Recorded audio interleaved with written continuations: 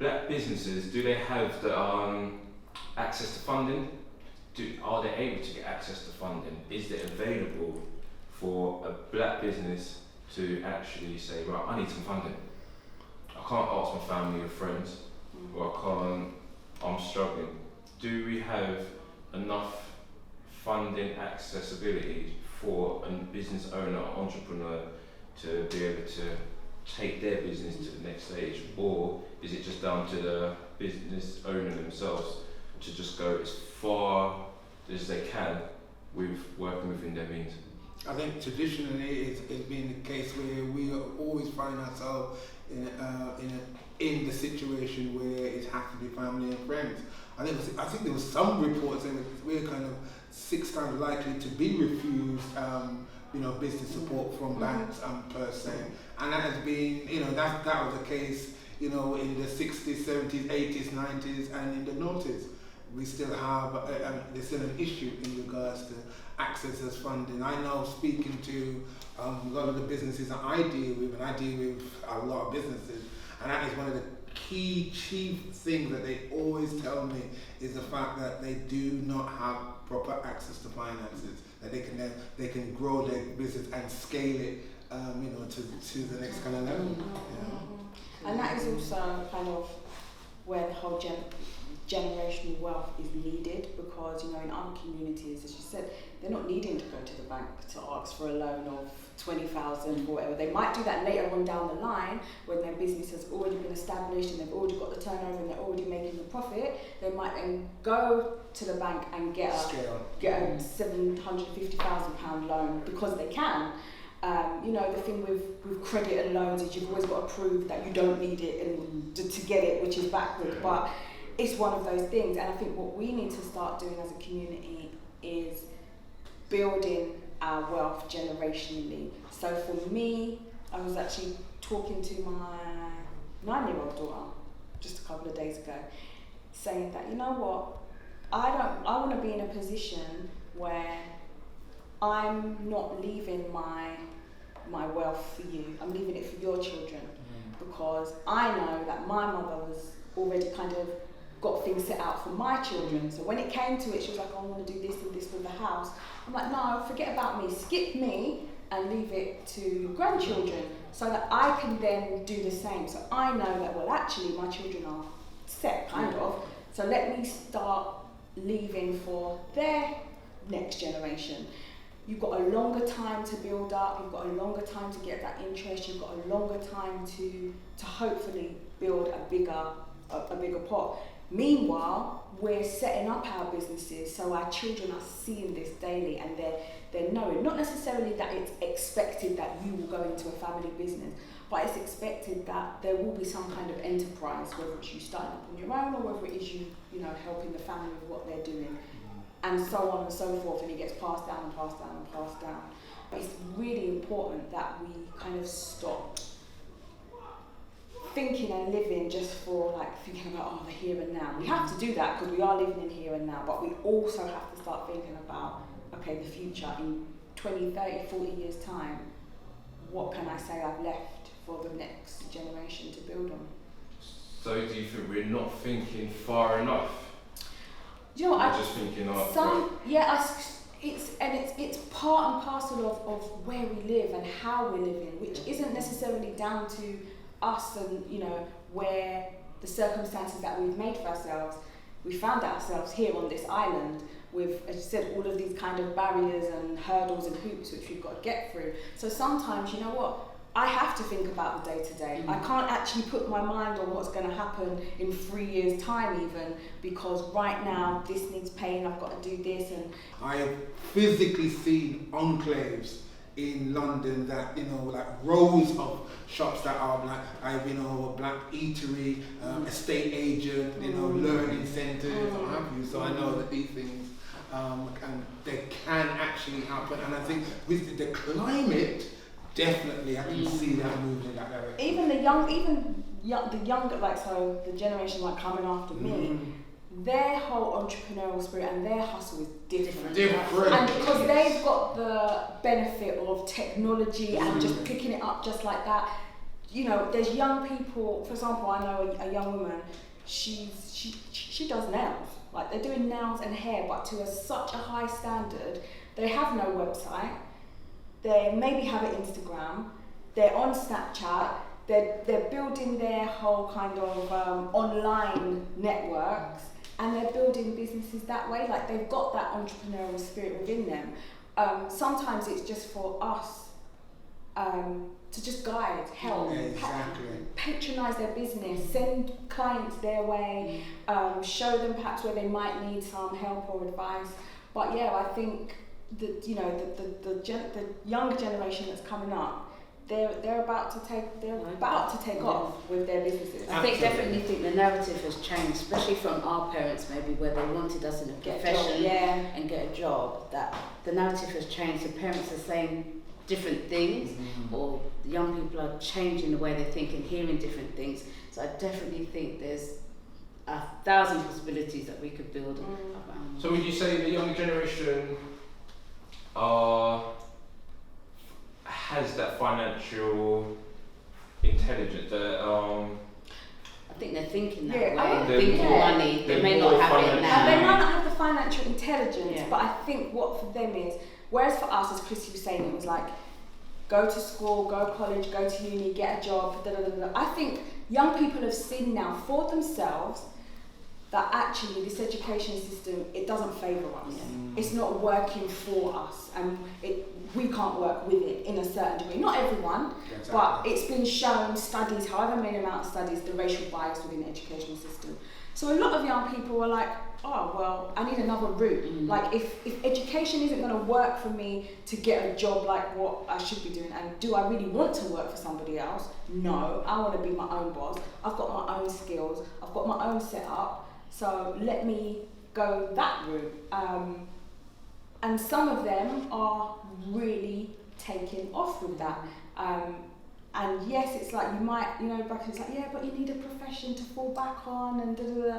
Now it's more like you better have digital skills to fall back on, which they have in abundance now. So, you know, as long as they've kind of got those, I guess, transferable kind of entrepreneurial skills, I think there's a world of opportunities kind of like open for them. And they see, you know, we see how our parents struggled doing that, going to work 9 to 5.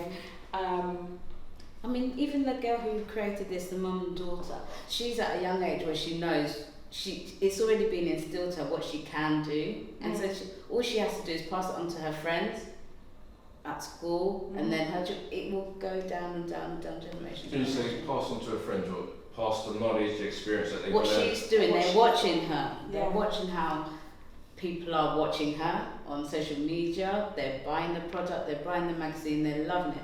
She's getting such a positive feedback and everything from it. So why wouldn't you want to seek that kind of direction? So every year, Chrissy and I, well, I say every year, Chrissy and I, we've kind of like reported live from UK Black Business Show. And that is amazing. Like when you see that so, you know, it's a large kind of exhibition, for black businesses. You've got entrepreneurs, they've got stands, etc. Like within first year to the second year, it's doubled, grown so much. And when you see the different types of businesses that we have that are there, from, you know, the guy that made the keyboard that can type that speaks in different languages. African languages. So it's just so many different things which you thought, oh wow, I didn't even know that existed. You've got this entrepreneurial kind of mind that is, as I said, it's just sprung up with tech per se, and it's kind of driving our young, you know, to be able to do things where, you know, they can use social media, YouTube, and so on and so on and so forth. But I think also what's happened, and especially in this period, they are also in the middle of a perfect storm. So you've got a pandemic, then you have, you know, our children that are, you know, at home isolated and what have you. But then the situation and the murder of George Floyd galvanized children in a way, and especially I'm talking about my own 13-year-old that weren't even talking about struggle and in regards to the context of our community. All of a sudden she was woke. And now she's now talking about, marching, petition, now doing black business, making a difference, completely, social economics, and it's really, really, really, it's amazing. And I think that particular side is going to be the real, game changer. And not only because that they are doing that, they're now, we got now people, and I'm glad that I'm going to be a part of that. People are now starting to think global. So they're now linking with people, that are in America. They're linking with people that are on the continent. We're talking to people in Ghana, in Gambia, in Senegal, in a way that we wouldn't be doing about, even 4 years ago. So I think that also has made people understand that, okay, you may be under this little island 400 by maybe 1,000 miles, square, but there is a big, big world out there where you are the global majority. So you reckon we needed something tragic, unfortunate event in order for us to really appreciate what we can do, what we have? Sadly, the idea of having someone who could confidently murder someone in public on film did shock people in a way like I don't think it had previously.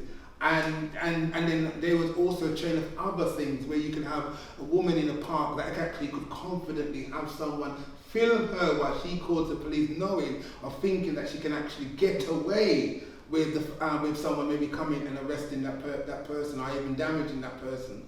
It kind of had people thinking, oh my gosh, what is actually happening? And it gave a broader question, not only to that particular continent, but to the whole world in regards to their situation, including us living in the UK. And it was the perfect situation when you didn't have other distractions. Now we're at home, with this one thing, and it had people really, really thinking, about this, but more than that, they are now thinking about, okay, well, what are we going to do about it? And now, the idea of group economics or economics have now, there's something that's happened that's galvanized our young as well as ourselves in a way that I don't think has happened before. And I think other businesses outside our community have had to think, how do we engage? So I've seen a number of funding opportunities for black businesses or startups. So these are being circulated because we're realising, okay, well, these people are realising, yes, let's help in some way, shape or form. So these things are starting to come up, and even our counterparts are waking up to our importance, I guess, and what we do. And you're seeing many organisations go, we are wanting to do this. We understand your.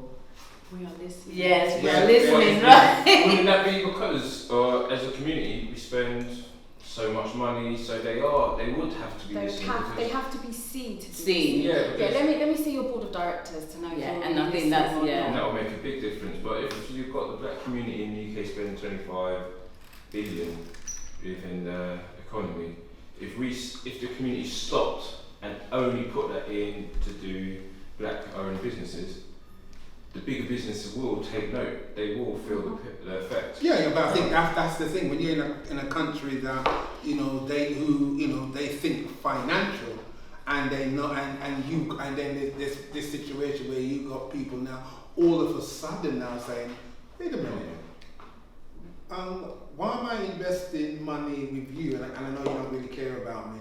Why am I paying taxes for a police force that I don't know has my best interest at all? You know what I mean? Or this system or that system. Then people are going to be looking at because they're thinking financially. All right, if this community turns, I'm in trouble. I mean, there was a post that I saw about a month ago with the when there was a blackout day, and this young lady, she was working in one of these the largest delivery company in the world, and she was saying that she was there and she saw a palpable drop in people buying things online directly because of the blackout day.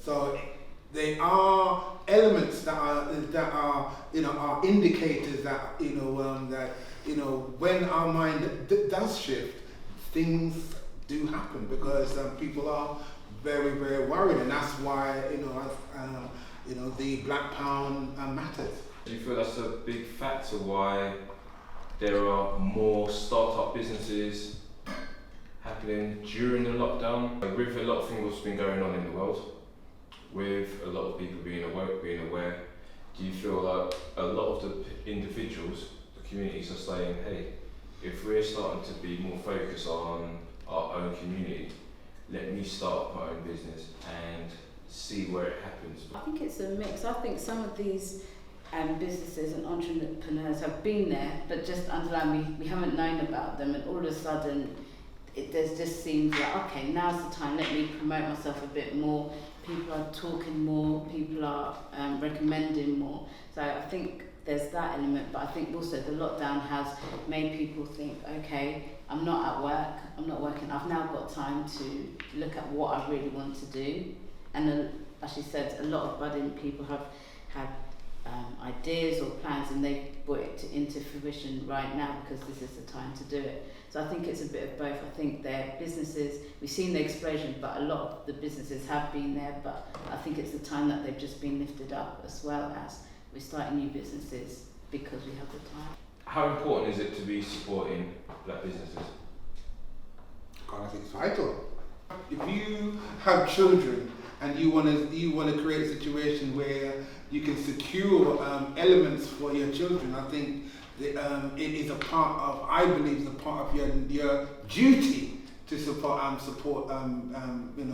black-owned businesses. You're not supporting black businesses. You literally assign yourself, but definitely you assign your children no future. That I feel it's as strong as that. Do you reckon they will have an impact in, so everyone always says in the black community there's always a high level of crime. So if we are supporting more black businesses, hiring more within, do you reckon they will have an impact, a knock-on effect on the crime rate and any other negative stereotype, typical opinion that they have on the black community? If you have a community that does not see another avenue for them to actually grow, that you are going to slip into that avenue, which is going to be a life of crime. I was speaking to a young brother yesterday, who was a former drug seller. He was earning very, very, very nice money, living the life and so on and so forth.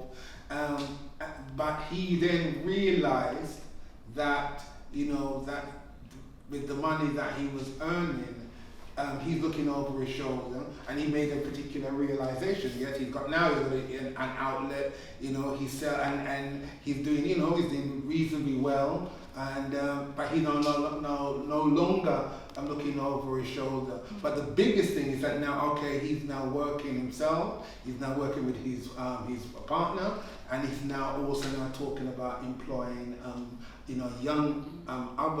young people that also were in that line, living road life, and now decided, I want to change. He's now created a situation. There is opportunity. So there's always an importance of black representations in publications, for starters. How important do you see having black representation in businesses on the high street? So if you're walking down the street and you see, so let's go with your young daughter, for example. So she's walking down with you down the street and she looks into the shop, I want that, but further on, a black owned shop kind of has the same product.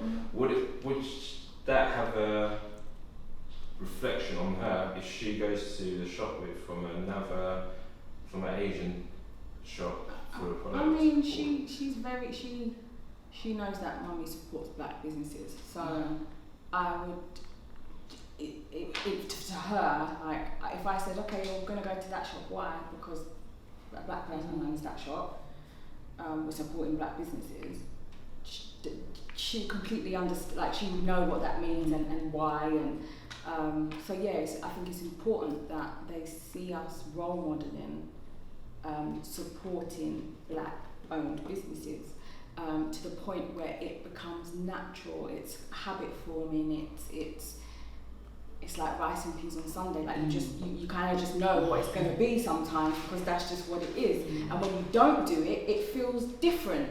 It's notable why you haven't done this thing, this why it's notable that actually we didn't go to the black owned shop today. Why? Oh, because the other one's closed, or I don't know, it's too far, or whatever it might be. But yeah, we need to just do things that become second nature almost. So it actually, by Black Pound Day, those things start to become obsolete almost and irrelevant, or maybe not for us in our community, maybe it's for others, because that's what we do every day. So, I mean, I was brought up in Bognor Regis, I always say this, and I make it, so my view was very different. I didn't, buying black, or my culture wasn't, not that it wasn't important, but I didn't see it much. Half of it was my parents wanted us to just be in where we were. It was a very white area, so that's what we knew. As soon as I moved to uni and I was out of Bognor, I was in London, my whole mindset changed. And now what I'm doing with my nieces is trying to instill that. So my sister now goes, oh, Chris is always buying black, is it? Yeah, because that's what I'm doing now. And so the things I buy for Christmas even are representation of black people. And if I can get it from black, I will say that to my sister and my nieces so they know, because that's not how I was kind of brought up at all. And so now it's like an explosion of knowledge when I moved into London. That's what I want to do for my nieces. So I think it's very important, and I think, yeah, as Rachel was saying, it should become as part of life, I guess. You wouldn't question it, it's just how it is. Is there any solutions that you would like to see for 5 years down the line? I think it's important for us to kind of join the dots, i.e., instead of us looking at ourselves as some sort of ethnic minority, we look at ourselves and joining ourselves with and being a part of a global majority. We number close to 2 billion people on this earth. You know, countries that have spending powers in the region of maybe anything between, $4 trillion. So I think it is going to be so important for us to now think globally all the time. We're 26 miles to France, and France has got anything between 5 and 7 million black people. We've got to link up with those, you know what I mean? We've got to be linking up with, with a population, who's in Europe 30 million, or in South America, particularly like Brazil, 70 million people, black people. In America, 45 million. On the continent, 1.1 billion. We gotta link up and join up and now move as a global majority in regard to certain things. And I think that, to me, that is encouraging because, because of social media, online, and circumstances, more and now we are now talking to each other. So I'm very, very enthused and happy for the future. And yourself? Yeah, I think just on what Paul's saying, we all across the world, we are trying to speak one voice. We all know the importance of black businesses, entrepreneur, and just building us up. So let's, as Paul said, join the dots, let's work together and do that. For me, is that I hope this isn't a fad, that we're in the moment and yes, let's do this and it's all positive. Let's keep building on what we're seeing because it's been beautiful, it's been great. Let's build on that and continue to build on that till we leave that kind of legacy. That's indeed. Yeah, I think, as Paul was talking about on the continent, there's, 1.1 billion? Mm-hmm. I think what's really important for me is all about ownership and production. So let's take back the ownership of our natural resources so that we can become the owners, we can become the producers, we can become the manufacturers. Let's start, not causing any unrest, but yeah, let's start driving out those who have come over to claim what isn't theirs. Let's stop appeasing kind of like other nations who, again, there's so many historic reasons as to why or why not, but, let's start doing it for self, and that starts from like the very, very, very beginning. Indeed. As far as I'm concerned. Okay, no, thank you very much for taking the time out to join today, and hopefully we can start getting circulating the pound longer than the 6 hours, which is always a big issue. So fingers crossed, going forward we will start making that change, and collectively we will start working together and start using purchasing for ourselves across the world. So thank you very much again for joining us, and we will hopefully be back with another episode